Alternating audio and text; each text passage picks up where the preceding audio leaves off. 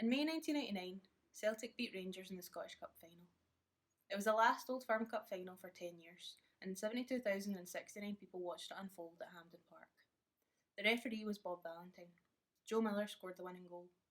I was 8 years old, and it was the first football game I'd ever attended. I got the train to Mount Florida with my dad, my Celtic top hidden inside a windbreaker that my ma had made me zip all the way up. The carriages were full to bursting, so we stood, pressed up against packs of rowdy football fans, guzzling cans of Tennent's and drinking whiskey out of hip flasks. They were loud, laughing and ribbing each other, and there was something in the air that I couldn't understand. An electricity. A tension. Beside us, a young guy was standing alone, his Celtic scarf bundled up and stuffed inside his jacket pocket. When I asked my dad why, he said it was probably because he didn't want any trouble. I asked him what he meant, but he just shushed me and zipped his jacket right up to his chin. The train emptied at the station, and we started the walk to Hampden, my dad holding my hand tight.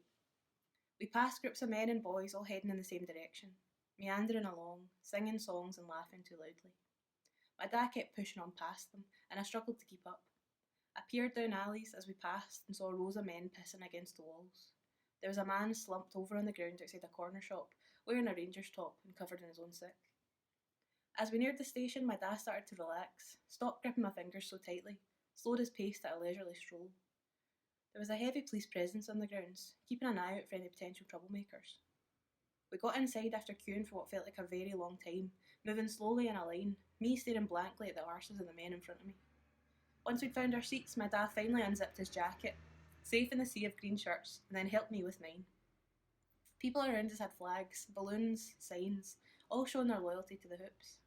They screamed their songs confidently across the park, towards the rows of men in blue. My dad sang along under his breath, smiling and balling his fists.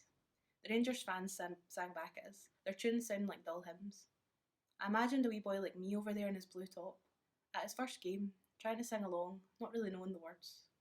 I was glad to be on this side of the park, sitting beside my dad, looking out onto the green grass, freshly cut and ready to be played on.